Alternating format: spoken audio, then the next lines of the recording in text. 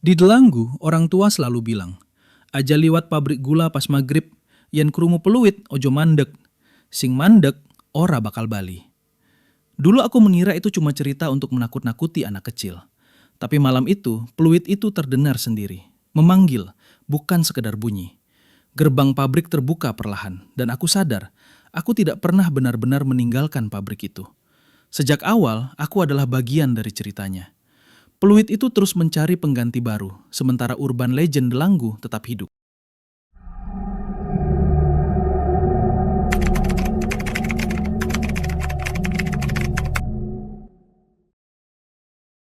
Namaku Sutrisno Wiryodiningrat, usia 63 tahun.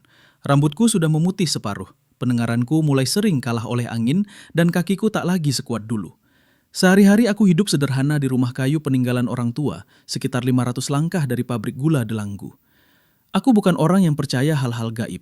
Setidaknya aku berusaha tidak percaya. Watakku cenderung diam, teratur, dan patuh pada kebiasaan lama. Puluhan tahun bekerja sebagai buruh lalu mandor membuatku terbiasa hidup dengan jadwal, peluit, dan tanggung jawab. Sampai hari ini pun, aku masih bangun pukul 4 pagi, menyapu halaman, dan menyeduh kopi pahit tanpa gula. Ironis, mengingat hidupku dikelilingi tebu. Tujuanku sederhana, aku ingin menutup satu bab yang tidak pernah selesai. 40 tahun lalu, aku bekerja sebagai mandor malam di pabrik gula itu. Pabrik tempat ratusan orang menggantungkan hidup dan puluhan lainnya kehilangan sesuatu. Anggota tubuh, kewarasan, bahkan nyawa. Ketika pabrik ditutup, tidak pernah ada penjelasan yang benar-benar tuntas. Tidak ada permintaan maaf, tidak ada doa bersama. Sejak beberapa bulan terakhir cerita lama itu kembali. Warga melihat lampu menyala di pabrik, mendengar peluit, dan lebih sering lagi, mendengar namaku dipanggil dari dalam bangunan kosong. Aku tahu warga mencurigai aku. Beberapa takut, beberapa kasihan. Mereka pikir aku menyimpan rahasia. Mungkin mereka benar, karena aku sendiri mulai merasakan sesuatu yang aneh. Setiap menjelang malam Jumat Legi, tubuhku terasa berat, seperti sedang ditarik ke arah pabrik. Bau gula tua kadang muncul tiba-tiba, bahkan di dalam rumahku. Aku tidak berniat mencari hantu. Aku hanya ingin memastikan satu hal. Apakah pabrik itu benar-benar sudah mati? Atau hanya menunggu aku kembali? Dan jika memang ada sesuatu yang tertinggal di sana, aku ingin menjadi orang yang mengakhirinya. Entah sebagai Sutrisno Wiryodiningrat atau sebagai mandor malam terakhir. Malam Jumat Legi datang tanpa hujan, tapi udara terasa lebih berat dari biasanya. Jam dinding di rumahku berhenti berdetak tepat pukul 6 sore, seolah waktu sengaja menahan napas. Aku tahu tanda itu. Bau gula tua mulai merayap pelan, keluar dari celah-celah ingatan. Padahal aku tidak menyimpan apapun yang berhubungan dengan pabrik di rumah ini. Tidak karung tebu, tidak seragam lama. Tapi bau itu tetap ada, manis, asam, dan menusuk tenggorokan. Aku mencoba mengalihkan pikiran. Duduk, menyeduh kopi, membaca koran lama. Tidak berhasil. Setiap kali azan maghrib hampir selesai, dadaku terasa seperti ditekan sesuatu dari dalam. Bukan sakit, lebih seperti panggilan. Seolah ada yang sedang menghitung langkahku dari kejauhan. Akhirnya aku berdiri, bukan karena berani, tapi karena aku sadar aku tidak akan bisa tidur jika tidak ke sana. Jalan menuju pabrik sepi. Rumah-rumah menutup pintu lebih cepat dari biasanya. Beberapa lampu sengaja dipadamkan. Saat aku lewat, tak ada yang menyapa. Tidak ada yang menegur, seolah warga desa sepakat berpura-pura bahwa aku tidak ada. Gerbang pabrik gula Delanggu terlihat miring. Karatnya mengelupas seperti kulit mati. Namun malam itu satu hal jelas berbeda. Gerbangnya terbuka sedikit. Padahal aku yakin sore tadi masih tertutup rapat. Aku melangkah masuk. Tanah halaman terasa lembab, seperti baru diinjak banyak kaki. Di dekat pos jaga tua, aku melihat sesuatu yang membuat tengkukku dingin. Jejak sepatu keselamatan. Ukuran besar, model lama. Persis seperti sepatu mandor yang dulu kupakai. Di dalam bangunan utama, udara dingin menusuk tulang. Mesin-mesin raksasa berdiri gelap, tapi aku bisa bersumpah salah satu roda gilingnya masih hangat. Lalu terdengar suara itu, bukan jeritan, bukan langkah, peluit. Satu kali, pendek, tegas, sinyal mulai kerja. Tanganku refleks bergerak ke saku baju, mencari peluit yang sudah puluhan tahun tidak kupakai. Jantungku berdebar ketika aku menyadari, Peluit itu ada di sana. Benda logam kusam itu terasa dingin, tapi beratnya sangat familiar, seolah tidak pernah meninggalkanku. Dari ujung ruangan, sebuah suara perempuan berbisik, lirih tapi jelas. Mandor sampun rawuh. Mandor sudah datang. Aku berdiri kaku, menyadari satu hal yang membuat napasku tercekat. Aku tidak merasa masuk ke pabrik ini. Rasanya seperti aku kembali ke tempat kerjaku. Dan entah sejak kapan, aku tidak lagi bertanya kenapa. Peluit itu masih di tanganku. Aku tidak ingat kapan terakhir kali meniupnya, tapi bibirku terasa kering, seperti baru saja melakukannya. Lampu-lampu tua di langit-langit pabrik menyala satu persatu. Bukan terang, hanya redup kekuningan. Cukup untuk memperlihatkan lantai semen yang penuh noda lama. Noda yang tidak bisa dibersihkan oleh waktu. Satu persatu, orang-orang mulai datang. Dari lorong timur, dari pintu besi yang seharusnya sudah terkunci puluhan tahun, dari balik mesin-mesin besar. Mereka berjalan pelan, tertib, menunduk. Pakaian mereka lusuh, sebagian sobek, sebagian basah oleh sesuatu yang menghitam. Aku mengenali mereka, bukan dari wajah, karena beberapa wajah itu tidak lengkap, tapi dari cara mereka berjalan. Itu langkah buruh pabrik, langkah orang yang tahu mereka tidak punya pilihan. Seorang laki-laki tua berdiri paling depan. Lengan kirinya buntung sampai siku. Aku ingat dia, Karto. Kehilangan tangan karena terlambat mematikan mesin giling. Di belakangnya, seorang perempuan pincang menyeret kaki. Sriati belum muncul malam ini, tapi bayangannya terasa dekat. Lengkap? Tanyaku, tanpa sadar. Suaraku keluar tegas. Terlalu tegas untuk orang yang hanya berkunjung. Karto mengangguk pelan. Kurang siji, Mbah. Kurang satu. Aku refleks menoleh ke papan absensi yang menempel di dinding. Papan kayu tua itu sekarang bersih, seperti baru dipel. Nama-nama tertulis rapi dengan kapur putih. Semua kolom terisi, kecuali satu. Mandor malam. Dadaku mengencang. Biasane sing kuwi telat, lanjut Karto, suaranya serak. Panjenengan ngerti, Dewe. Biasanya yang itu telat. Kau tahu sendiri. Aku tahu. Entah dari mana, tapi aku tahu. Mesin di tengah ruangan menggeram pelan, seperti makhluk besar yang sedang menahan lapar. Uap tipis mulai keluar dari celah-celah besi. Bau gula tua kembali menyerang, lebih kuat, lebih pekat, bercampur bau rambut terbakar. Aku melangkah mundur. Ini salah. Ini bukan kenangan. Ini bukan mimpi. Aku raku dunia nang kene, gumamku. Aku tidak seharusnya di sini. Semua buruh berhenti bergerak. Serempak mereka menoleh ke arahku. Untuk pertama kalinya mereka menatap wajahku. Dan saat itulah aku sadar, di mata mereka tidak ada kebencian, tidak ada amarah. Yang ada hanya kepastian. Kepastian bahwa shift malam harus berjalan, dengan atau tanpa kesadaranku. Dari kejauhan, langkah kaki lain terdengar. Lebih berat, lebih pelan. Seseorang datang dari arah ruang mandor lama. Seseorang yang seharusnya sudah mati lebih dulu dariku. Tris, suara itu memanggil lembut, hampir ramah. Aja bingung, kowe mong bali neng panggonanmu. Jangan bingung, kamu hanya pulang ke tempatmu. Aku menelan ludah, karena tiba-tiba aku tidak ingat kapan terakhir kali aku benar-benar pulang ke rumah. Langkah kaki itu berhenti tepat di bawah lampu gantung yang paling redup. Cahayanya bergetar, memperlihatkan sosok lelaki berusia sekitar 40 tahunan. Tubuhnya tegap, seragam mandor rapi, bahkan sepatu keselamatannya masih mengilap. Terlalu rapi untuk seseorang yang datang dari tempat ini. Wajahnya membuat dadaku seperti diremas. Itu wajahku. Bukan wajahku sekarang, melainkan wajahku puluhan tahun lalu. Sampean kok katon kaget, Tris, katanya sambil tersenyum tipis. Padahal iki wis biasa. Aku mundur satu langkah. Sampean sopo? Ia menghela napas pelan, seperti atasan yang lelah menghadapi bawahan keras kepala. Aku Sutrisno Wiryodiningrat, jawabnya mantap. Mandor malam sadurunge kowe.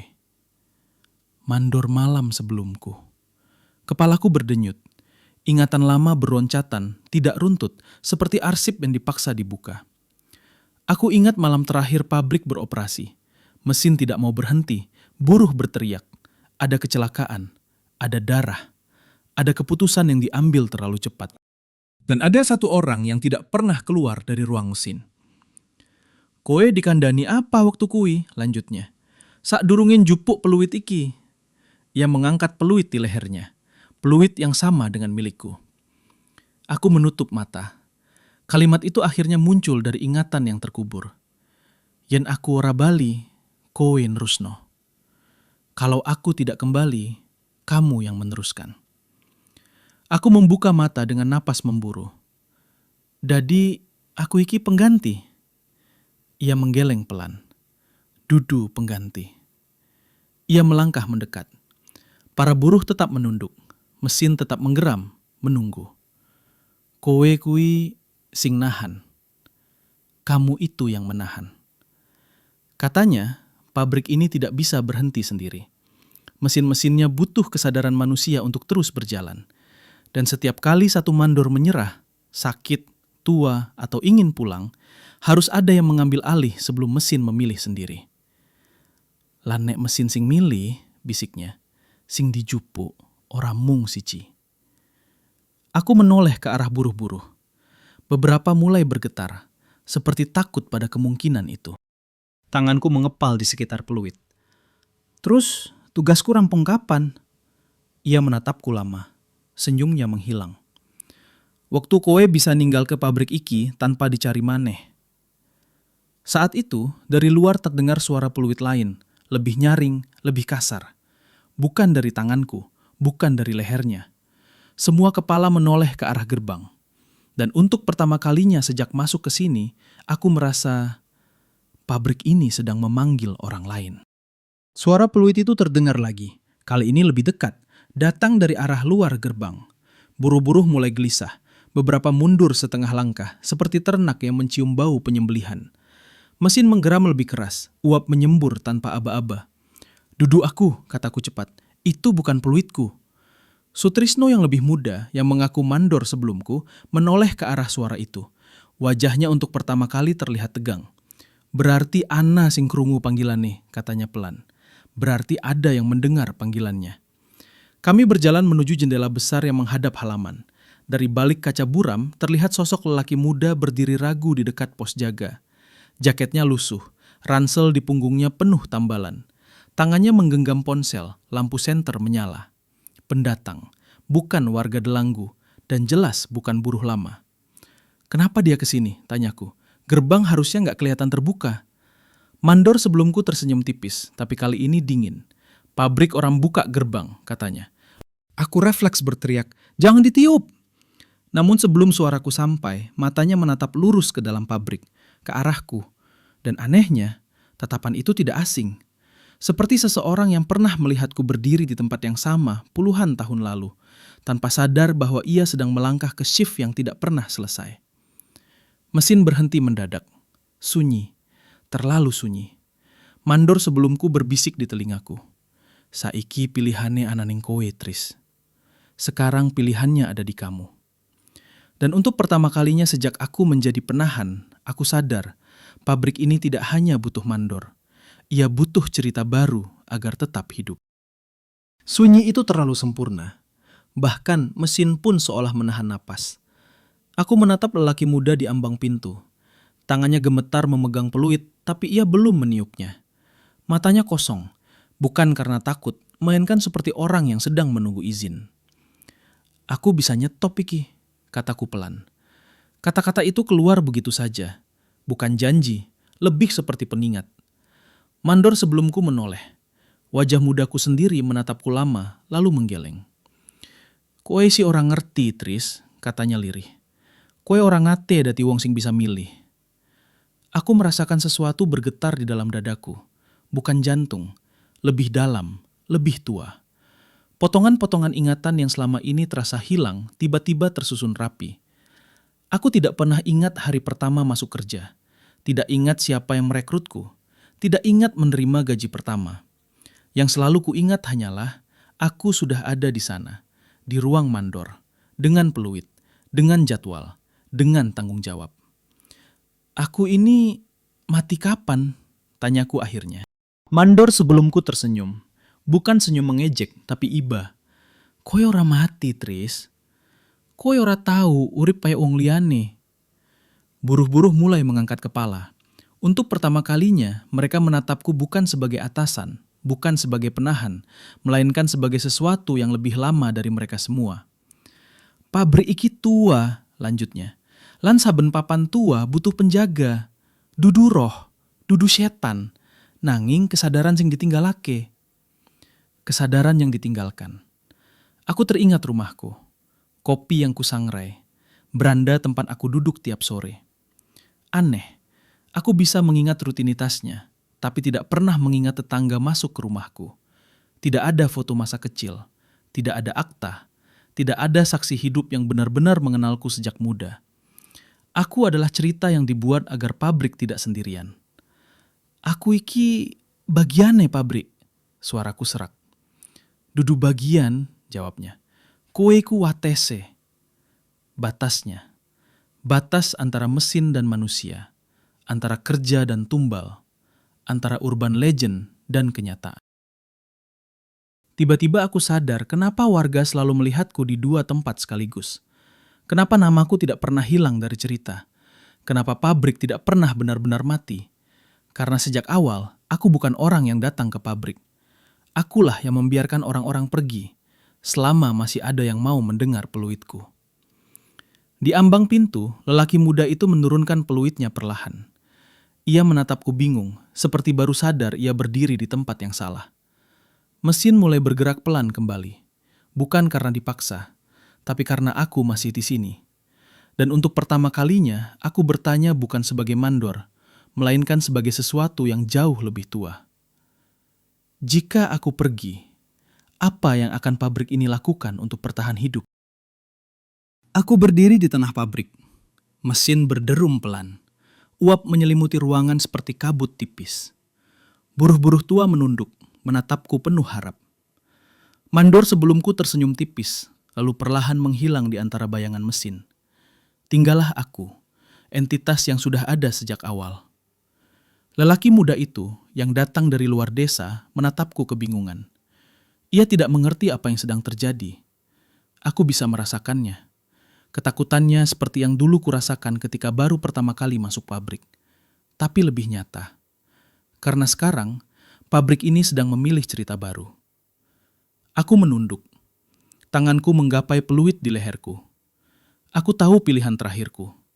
Terus menahan pabrik atau membiarkannya menemukan penjaga baru. Aku meniup peluit.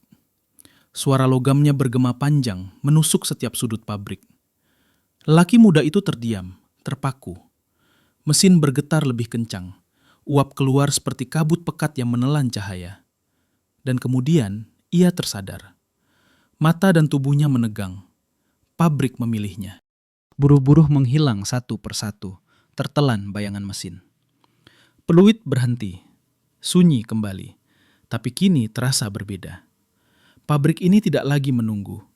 Ia sudah memiliki cerita baru, urban legend baru.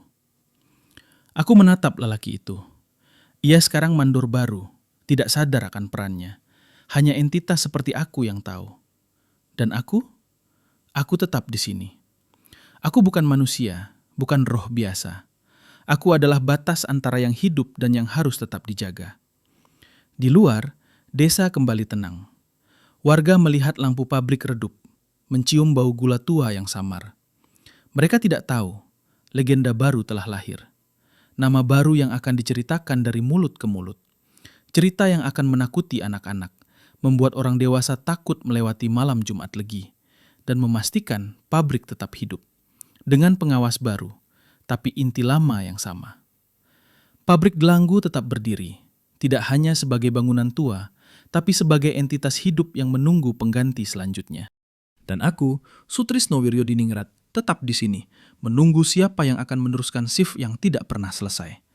Urban legend yang baru telah dimulai, dan pabrik tidak pernah benar-benar mati.